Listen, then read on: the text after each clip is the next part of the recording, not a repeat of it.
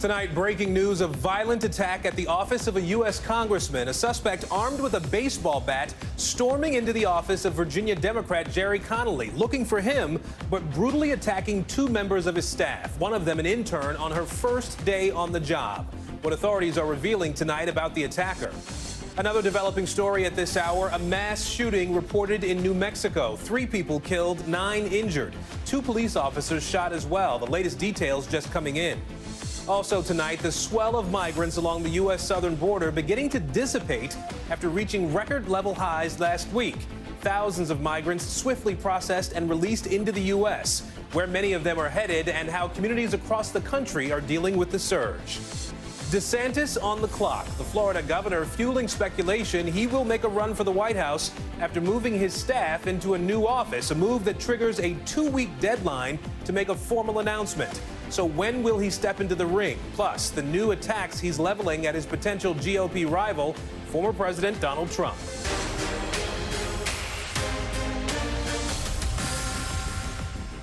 Good evening, everybody. I'm Aaron Gilchrist in for Tom Llamas. We begin top story tonight with a disturbing act of political violence in Virginia. Police say a 49-year-old man armed with a metal baseball bat stormed into the office of Representative Jerry Connolly today, attacking staff members after realizing Connolly wasn't there. 2 of the staffers, including an intern, injured in that rampage, others hiding as glass and computers were shattered all around them. At this hour, we do not know why that suspect chose to target Connolly, though we do know he does live in Virginia's 11th district, one of the wealthiest districts in the nation that Connolly has served for 8 terms. NBC News Capitol Hill correspondent Ryan Noble leads us off tonight. Tonight, police in Fairfax, Virginia, working to figure out why a man entered Congressman Jerry Connolly's district office and went on a rampage. It is very concerning, and it's quite frankly scary that someone can just walk up to an office holding a baseball bat and just start swinging. According to Connolly, the suspect, identified by police as Juan Ka Tran Pham, came into the office demanding to see the congressman, who wasn't there. He allegedly then went on the attack, hitting 2 of Connolly's staffers with a metal bat, one of them an intern. It was her first day on the job. He then went into a rage, crushing office computers and breaking glass. Police arrived within 5 minutes and took Pham into custody. Both staffers were taken to the hospital with non-life-threatening injuries. We are all praying for the quick recovery for the staffers. Pham was not known to Capitol Police, but filed a lawsuit against the CIA last year, claiming the agency had been wrongfully imprisoning him in a lower perspective based on physics, and alleging that he is being brutally tortured from the 4th dimension. According to Capitol Police, threats against members have skyrocketed from just over 4,000 in 2017 to almost 10,000 in 2021, the same year as the January 6th attack. But it's been more than just threats. Within just the last year, the husband of House Speaker Nancy Pelosi was violently attacked at their family home in San Francisco. Going back further, in 2017, a group of GOP members were targeted by a gunman while practicing for the congressional baseball game. And in 2011, former Congresswoman Gabby Giffords suffered a mass shooting that killed several of her staff members. And Ryan Nobles joins us now from Fairfax, Virginia. So, Ryan, what do we know? What about the latest on the charges that Pham is facing? Yeah, Aaron, Pham is being charged with multiple counts as a result of this attack, including a felony for aggravated malicious wounding, and he's currently being held without bond. Now, in addition to those 2 staffers that were hurt, we're also told that a police officer was injured during the arrest, but he is expected to be okay. Aaron? All right, Ryan Nobles for us in Fairfax, Virginia tonight. Ryan, thank you. We move now to the southern border. There's been a sharp decrease in the number of migrants crossing since the end of the Title 42. Still, detention facilities are taxed, and more northern cities are increasingly feeling the burden. NBC's Miguel Almaguer has more. Tonight, 4 days after the border restriction known as Title 42 was lifted, officials are rapidly releasing migrants into the U.S., with Border Patrol processing facilities now over capacity. More than 21,000 migrants currently in custody in facilities meant to hold just 18,000, according to 2 DHS officials. This woman, just released in California, says, "I do it all for my family. I was able to cross. We were lucky. lucky. It comes as the Biden administration says illegal border crossings have dropped nearly in half since Title 42 was lifted. How do you think things are going at the border, sir? Much better than you all expected. The president touting the drop over the weekend after the Border Patrol reported 11,000 apprehensions on Tuesday and Wednesday. That number dramatically dwindled to just over 4,000 Saturday and Sunday. The Biden administration believes their series of new stricter enforcement rules for asylum seekers is slowing the flow. But while the number of migrants crossing the border is no longer a record, it's still high. Many of the migrants are being sent to cities where they don't have the resources to handle them. The mayor of Laredo, Texas, says his city remains on high alert. Now, the unfortunate reality is that we're and already at near capacity in our hospitals before Title 42 expired. With more migrants coming by train to Denver, in New York City they arrived on school buses today. Mayor Eric Adams says the influx will cost taxpayers $4 billion by 2024. Many hotels now becoming shelters. Officials say one reason for dropping border numbers is increased cooperation from Mexico, where these migrants from Guatemala could no longer get permits to go north. The weary now growing desperate. We are here at God's mercy, says this man, just hoping to pass. And Miguel Almaguer joins us now from San Diego. Miguel, what exactly are officials saying is the reason behind this drop in border crossing apprehensions? Well, Aaron, Homeland Security Secretary Alejandro Mayorkas says that the Biden administration's tough new policies are having an impact, that essentially migrants need to follow the law in order to get into this country legally, and if they don't, they'll face severe consequences. But no one's sure exactly how long these lower numbers will last. Aaron? Miguel Almaguer in San Diego. Miguel, thank you. For more on the latest at the U.S.-Mexico border and how the surrounding communities are really being impacted, let's bring in the mayor of McAllen, Texas, Javier Villalobos. Mr. Mayor, we appreciate you making some time for us and joining us on Top Story tonight. I know that you signed a disaster declaration for your city. That was on Friday. How has your city been impacted since the end of Title 42? You know what? We work very hard to make sure that McAllen is a very safe city. It's one of the safest in the country. And we are very fortunate that even after the lifting of 42, I guess because of the education, or at least what was going on across the border, the NGOs, the Mexican authorities, our Border Patrol advising the immigrants about the potential impact or ramifications of Title 8, we did not have the expected surge. And it's a lot more orderly than expected, and we're hoping that it stays that way. Well, let me ask you a little bit more about that. Obviously, you know, the Biden administration, others have reported that illegal border crossings have dropped off nearly half since Title 42 was lifted. To what degree have you felt that decrease in the number of migrants who are needing help, who are needing aid in your community? You know, for the past decade, we've had immigrants coming in all the time. So even before the lifting of 42, it was always a couple hundred. And right now, we're at the same number. There was an uptick right before the lifting of 42, and it concerned us quite a bit. Fortunately, like I'm telling you, they're heeding the advice of the individuals about the ramifications of Title 8. And then fortunately also, there's a lot of protection being afforded to our area by whether it be Operation Lone Star, the federal government, Border Patrol. They're realizing that it's not going to be the way it used to be. And Title 8, they have to be careful because they can be kicked out for 5 years. Well, outside of the enforcement part of this, how do you feel you're handling the needs that have come up as you saw a bit of an increase before Title 42 ended and what you're still dealing with today? Have you felt like you're getting the support you need from the state, from the federal government? We work very well with the federal government, with the state government, with our local and county officials. And we've been doing this, like I stated, for about a decade. So logistically, if the numbers are what they are right now, we can keep on doing it. Of course, we'd rather not. It's not an issue we should be involved in. But public safety is our main concern, and we need to make sure that our residents and also the immigrants are taken care of. So if it stays the way it is right now, we'd be very comfortable. Well, you know, you mentioned the fact that you've dealt with these issues for more than a decade and having to support migrants as they've come into your city.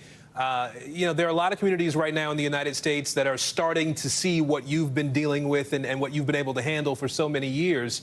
Do you have any advice for the leaders of these cities that are farther north from Texas that are now having to support migrants who are coming into those areas? But, you know, it's totally different. We've always said that the immigrants pass through McAllen, pass through the Rio Grande Valley. They're not here to stay. They're looking to go to Chicago, New York, the bigger areas, even northern Texas, but they don't stay here. So we've kind of predicted for a long time about the potentially what could happen to the northern cities, and it's finally happening. You have the mayor of New York, the mayor of Chicago now with concerns, but those are concerns about people or immigrants staying there. It's a flow through for us. They never stayed here. It was never their intent. So we don't have the same issues. Our issues was just to assist and sending them upstate. Mayor of McAllen, Texas, Javier Villalobos. Mr. Mayor, thank you. We are also following breaking news out of New Mexico, where at least 3 people are dead after a mass shooting in Farmington. That's about 200 miles northwest of Santa Fe. Authorities there just giving an update about the teenage suspect who was also dead. Let's get right to NBC News' Dana Griffin now, who joins us from Los Angeles with the late details on this. So, Dana, what have you been able to learn about this shooting so far? So, Aaron, police tell us that they responded to what they are calling a chaotic scene, seeing this male suspect actively firing on people in this neighborhood. They confronted the suspect around 11 o'clock a.m. local time and killed him right there. We know 9 people have been shot, 3 killed, and among the injured, 2 officers, one from Farmington Police, the other from New Mexico State Police. We're seeing some images now just showing the scene there in this community. We've also learned that there's a possible TikTok video showing one of the alleged murders. Police tell us that they are still trying to authenticate that video. But again, the suspect is dead. This happened, as you mentioned, in Farmington, which is located about 3 hours northwest of Albuquerque. Now, you mentioned, Aaron? Dana, at least 3 people dead here, several more injured. Any updates of any sort on either of those groups of people? So we know that the 2 officers are being treated for their injuries. We don't know the extent, but we are told that they are both in stable condition. As far as the other victims, we have not received any additional information or any information about their ages. Police are still trying to determine why this 18-year-old male suspect was in this neighborhood and what's the motive behind this attack. So obviously this is still an ongoing investigation there, but what are police telling the community at this point? So right now they are looking for what they are calling eyewitness information, whether that is video or any tips that you may have about this. It could help their investigation. So they're asking the community for that. We've also heard from Governor Michelle Grisham. She released a statement saying that she is grateful to law enforcement for their quick response. She also noted that she is praying for the families of the victims, the wounded, in the entire community of Farmington. She also said that this serves as yet another reminder of how gun violence destroys lives in our state and our country every single day. So obviously just a very upsetting time for that community as they work to learn more about why this happened and try to heal from it. Aaron. All right, Dana Griffin at our Los Angeles bureau. Dana, thank you. Now to that 4-year investigation over whether the FBI mishandled its probe of ties between the 2016 Trump campaign and Russia. Special counsel John Durham slamming the agency in a 300-page report today, saying the bureau never should have launched the investigation. Here's NBC News Justice correspondent Ken Delanian. Tonight, in his long-awaited report, the special counsel looking into the origins of the Trump-Russia investigation, blasting the FBI's performance as seriously deficient. John Durham concluding the Bureau was too quick to open an investigation into the Trump campaign in 2016 based on raw and uncorroborated information, while saying the FBI was much more cautious and skeptical about allegations against the Clinton campaign. Codenamed Crossfire Hurricane, the FBI probe examined alleged links between the Trump campaign and Russia and led to the appointment of special counsel Robert Mueller, who in the end did not find any conspiracy between the Trump campaign and the Kremlin, while noting some Russians contacted the campaign. Tonight, Mr. Trump posting the American public was scammed. As part of Durham's investigation, an FBI lawyer pleaded guilty to falsifying records in an application for a secret warrant to conduct surveillance on a Trump campaign aide, Carter Page. But after nearly 4 years, Durham's report does not find corruption or conspiracy or recommend any wholesale changes. Durham lost the only 2 criminal cases he brought to court, with juries acquitting these 2 men of lying to investigators. Durham's report follows this 2019 report by the Justice Department's Inspector General, which found that the FBI made mistakes, but was justified in opening the Trump investigation. And Ken Delanian joins us now from Washington. Ken, the special counsel report was highly critical of the FBI, as you just laid out in that piece there. Now the Bureau is weighing in, right?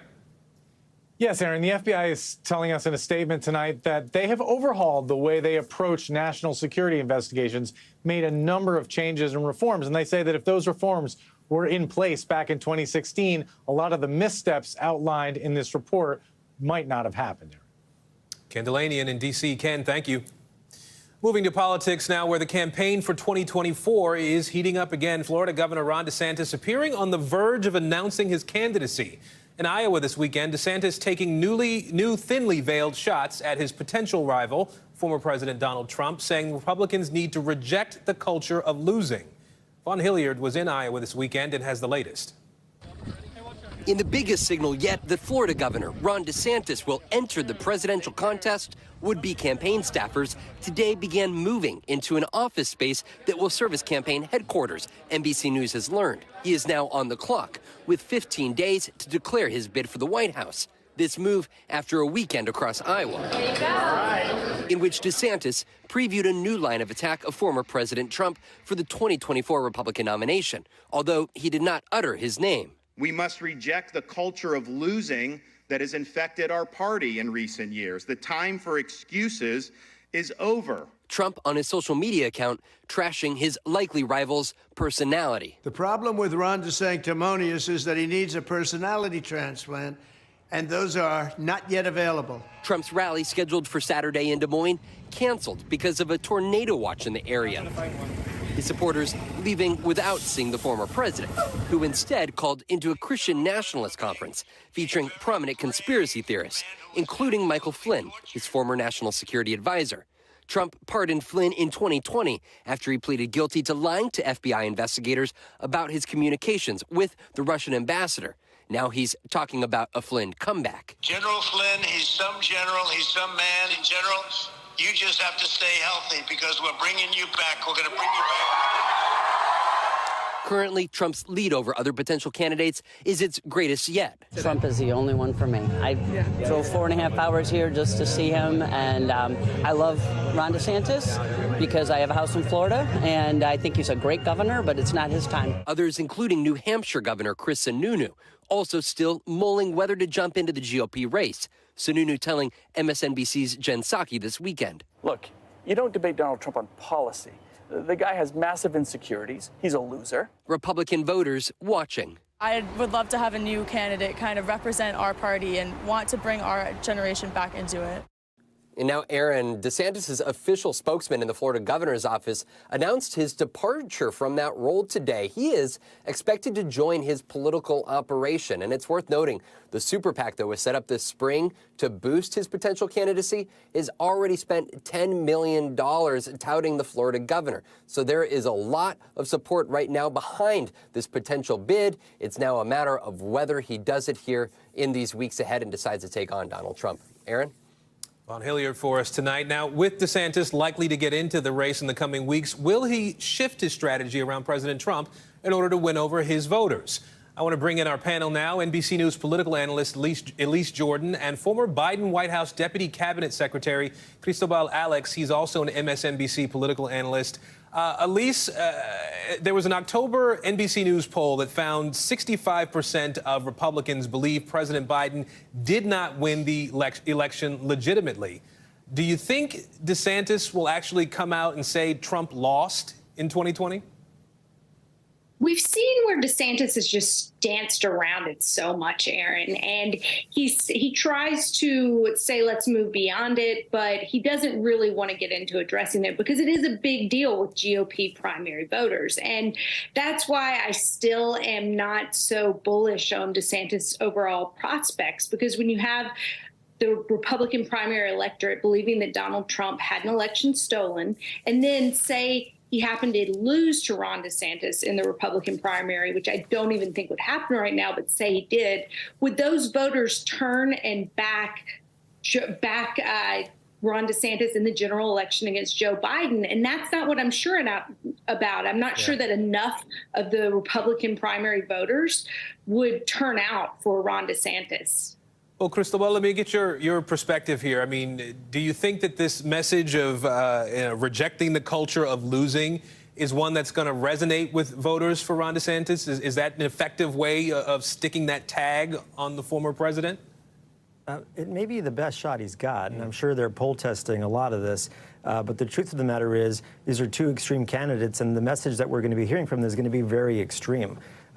If you just look at what DeSantis is doing in Florida, whether it's fighting for book bans, whether it is enforcing and enacting the country's strictest anti-abortion laws, the list goes on and on. I mean, it's a pretty extreme position, but Donald Trump's positions the last, well, couple of days have been pretty extreme too. He just talked about bringing back the family separation policy, I think one of the darkest chapters in our nation's history, really the practice of ripping babies from the arms of their mothers at the border. He talked about basically bringing back some QAnon folks, and that's a pretty scary sight. You know, Elise, I wonder how much more aggressive Ron DeSantis would have to get, right? I mean, Trump definitely gets traction for how he goes after people. We know that was the case in 2016 and 2020 as well. Is that something that could work for DeSantis? How far does he need to go? Aaron, I just think you're seeing Ron DeSantis trying to out-Trump Trump, and no one is capable of doing that. As one Republican operative told me, people didn't like New Coke, and you're seeing that with the reception of Ron DeSantis overall.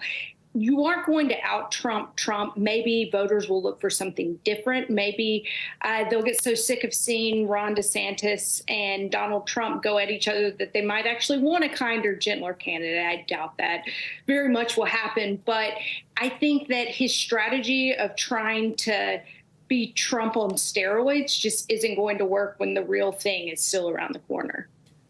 Cristobal, I wonder who would be a better opponent for President Biden. Who would he rather face? You know, I think he beats them both. But to be perfectly honest, I think either one will be a tough match. It'll be a slugfest.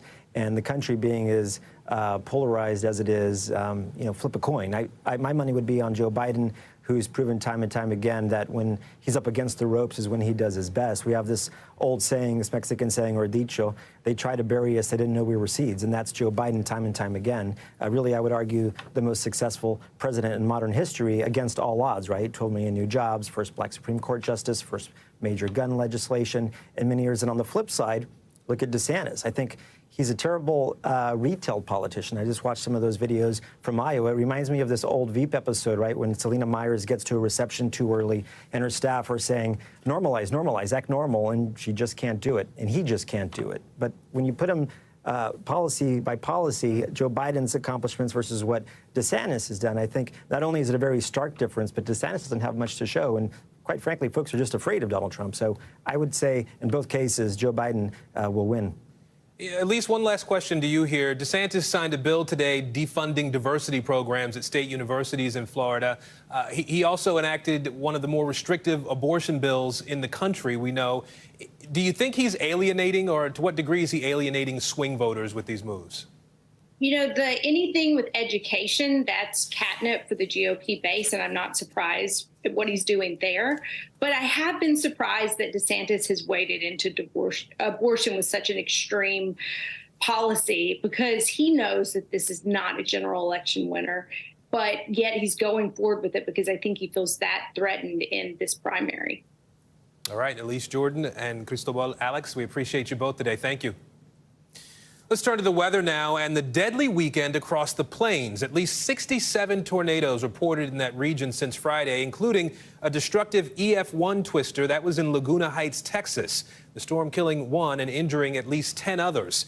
And in San Antonio, dangerous flash flooding submerging vehicles, dozens needing rescues from their cars. For more now on the tornado outbreak and the week ahead, we turn to meteorologist Bill Cairns in studio with us here. So, Bill, that Laguna Heights tornado touched down in the early morning hours. What more do we know about the storms there? Yeah, good evening, Aaron. Those are always the scariest ones. Middle of the night, it was 4 a.m. People weren't in an area that they thought that they should be scared of tornadoes, so they weren't up, probably didn't have their phones on or their weather radios.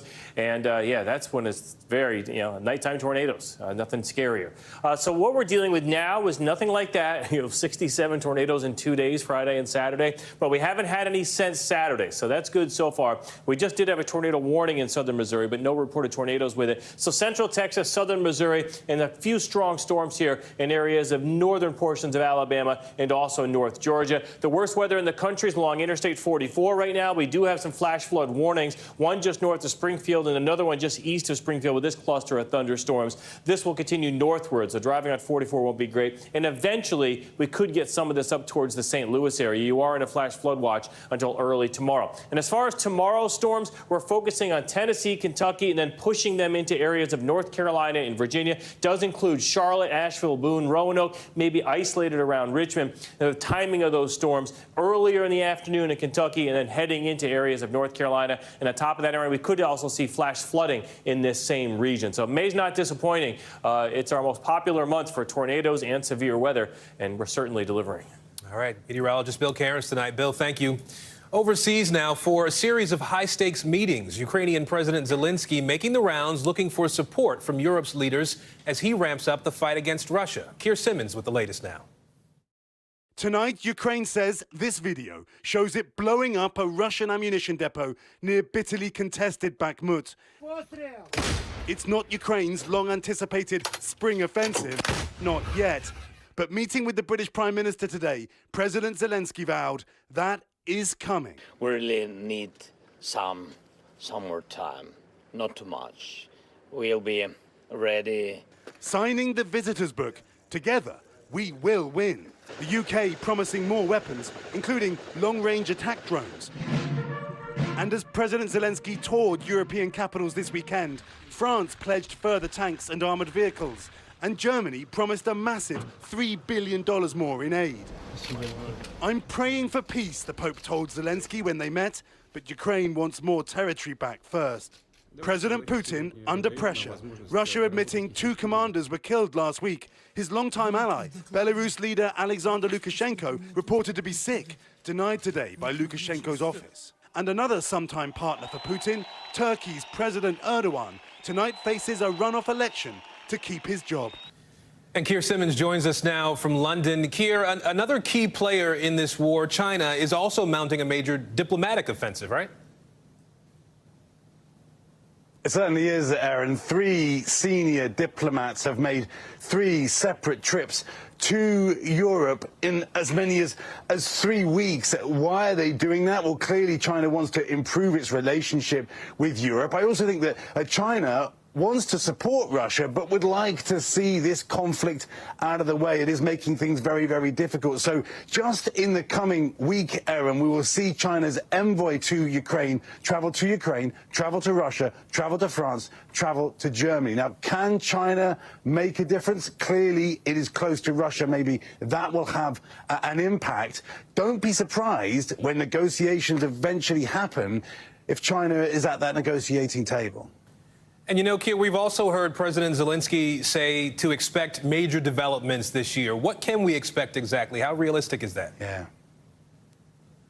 Well, I think he's once again flagging that they believe, the Ukrainians believe, Aaron, that they will be able to gain territory, get back territory from the Russians, their own territory, of course. I think that's what he's saying here. I think there's also an understanding by the Ukrainians that the U.S. election cycle there, that actually has an impact, that there isn't all the time in the world, if you like, that there will be a kind of tiredness with supporting Ukraine amongst its partners over time, and that therefore they do need to push on. It's a battlefield, though. In the end, we don't know really what is happening right now. Not many journalists can get close, and we certainly don't know how things are going to play out in the months ahead. Overseas, Turkey's highly anticipated presidential election now headed to a runoff with no candidate winning at least 50% of the vote. Opponents to current President Erdogan hope to see an end to his 20 years in power. Raf Sanchez has the latest. Tonight, Turkey's presidential election on a knife edge, and with it, the future of the country's democracy and its relationship with the West. Opponents of President Recep Tayyip Erdogan hope to beat him in a knockout and bring an end to his 20 years in power. But the authoritarian leader defying polls that had him trailing and sounding triumphant in an early morning speech. We do not doubt that the choice of our nation, which gave the majority in the parliament to our alliance, will be in favor of trust and stability in the presidential election. But Erdogan's still short of the 50% needed for a first-round win, and now faces a runoff in 2 weeks' time against challenger Kemal Kılıçdaroğlu, who today urged his disappointed supporters to fight on. I am here and so are you. I swear, I will struggle until the end. I am here. The opposition is not claiming voter fraud, but is accusing state media of unfairly boosting Erdogan, an argument echoed by international observers. The incumbent and the ruling parties enjoyed an unjustified advantage, including through biased media coverage. But turnout a stunning near 90%, even in areas devastated by the earthquake that killed tens of thousands earlier this year. Democracy amid the destruction. We are in a very desperate situation, and it is not clear what will happen. Erdogan was first elected in 2003 as a reformer. But after a failed military coup against him, he's become increasingly authoritarian, jailing journalists and tightening control of the courts. Do you see this as a last chance for democracy in Turkey? Sadly, I have to say so. So far, I have argued that Turkey is not an autocracy. It's a democracy that has fallen under an autocrat. But with so many institutions having folded under President Erdogan, I think that if Erdogan wins again, the last independent institutions will fold under him. Relations with NATO also strained under Erdogan, who lashed out at President Biden on the campaign trail and has refused to join Western sanctions against Russia. His challenger promising to repair ties with the West, including by greenlighting Sweden's membership of NATO, which is currently being blocked by Erdogan. An election with much at stake for Turkey and the world. And Raf joins us now. Raf, the runoff, the final part of this election is, 2 weeks away now. What can we expect ahead of that final vote? So, Aaron, only Erdogan and his challenger Kılıçdaroğlu left in the race. They are going head-to-head. There are no debates, just the two men campaigning across the country, and they will be competing fiercely for the voters who supported a third-party candidate in the first rounds. That candidate now eliminated, but he got about 6% of the votes. And I should say, Aaron, the markets seem to expect that Erdogan is going to come out on top here, and that is because he only needs to improve very slightly on his performance in the first round, whereas the opposition needs to do a whole lot better than they did to get over that crucial 50% threshold. Aaron. Raf Sanchez with us tonight. Raf, thank you. Still ahead tonight, a deadly fire breaking out in Texas, a refinery near Galveston going up in flames. An investigation into the cause now underway. Plus, talk about airing your dirty laundry, where police in Cleveland found a suspect hiding during a drug bust.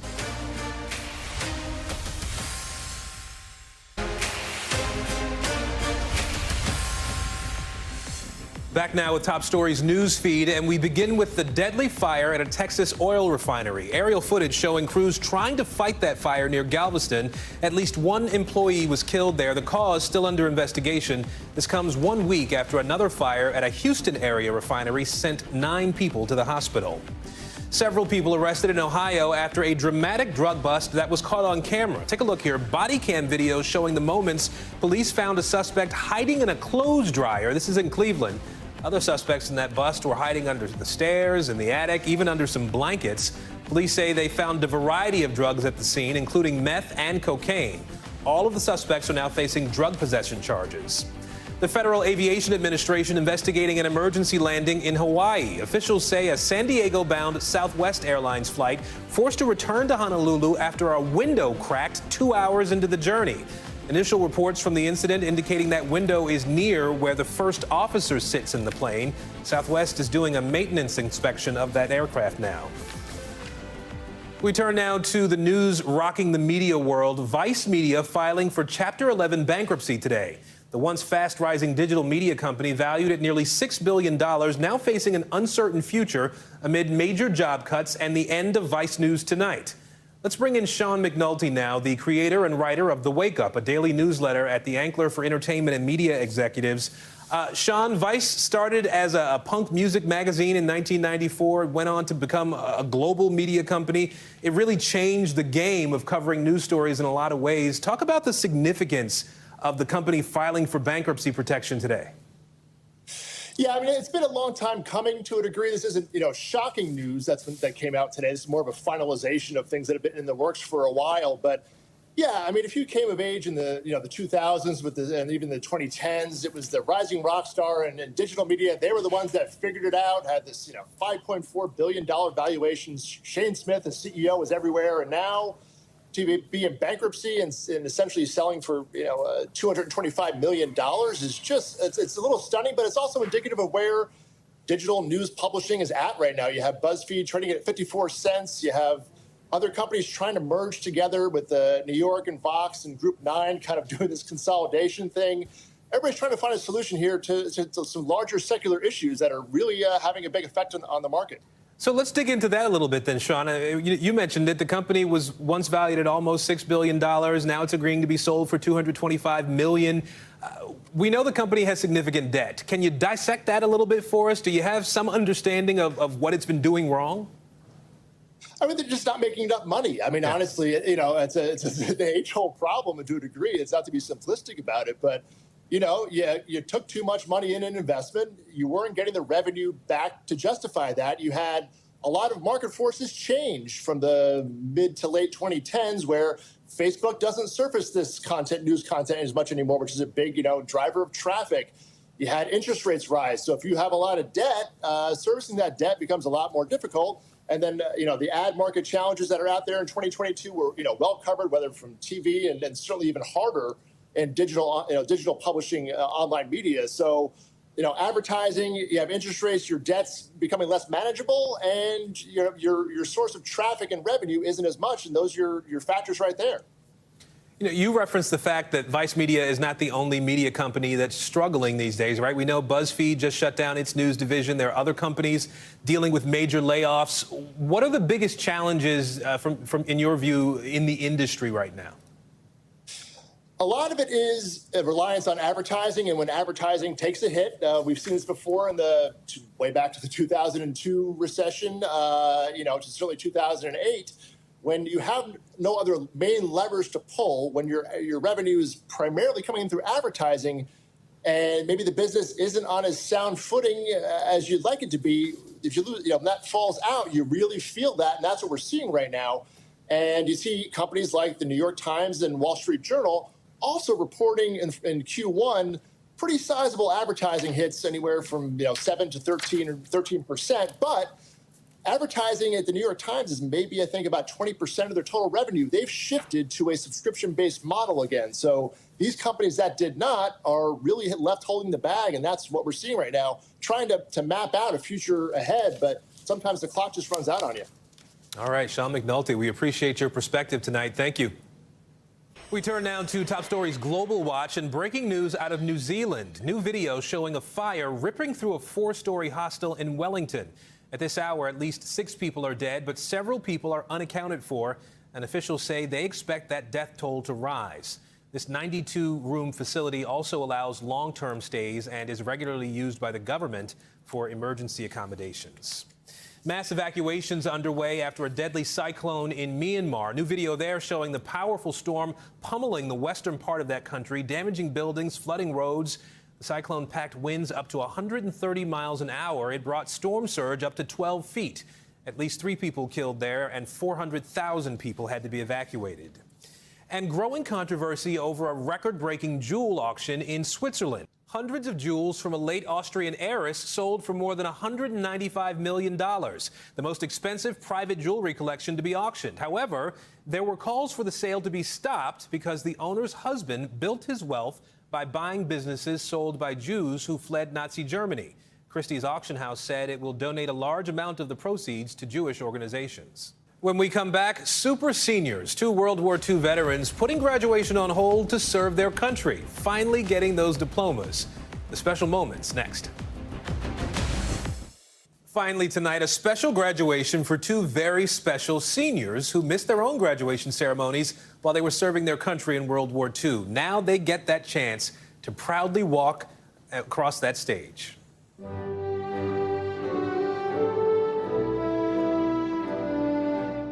In a procession of teenage tassels, pomp, and circumstance, one graduating senior at Halstead High School in Kansas stands out. Yeah, big honor for anybody, but especially me. Senior citizen Wilbur Nachtigal is 95. He was set to graduate in the class of 1946, but service to his country in World War II called him away from his home in Kansas. The war was on. Wanted to be a part of the war. Wilbur joined the Marines, missing out on his chance to finish his high school education and walk across this stage. Also missing out on his college graduation 8 decades ago in Iowa. Mr. Taylor, would you come on up to stage? Centenarian Fred Taylor, another member of the Greatest Generation. Fred left Cornell College in February of 1943 to serve our country flying fighter planes during World War II. 80 years later, he is, at this very moment, taking the steps to finish what he never got the opportunity to do, to be on this stage. Fred sharing this message to the younger Cornell College graduates. Get into the career that you really like and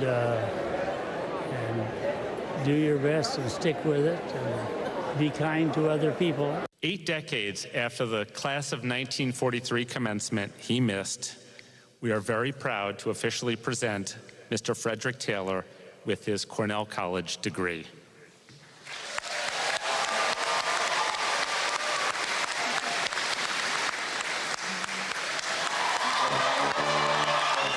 High School is now able to award a diploma to Mr. Wilbur Nachtigal as a 2023 graduate of Halstead High School.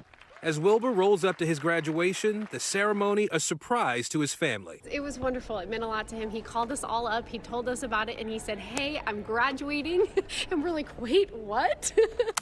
Like all Halstead High School graduates, Wilbur got a standard issue graduation photo holding his diploma, but also this special shot.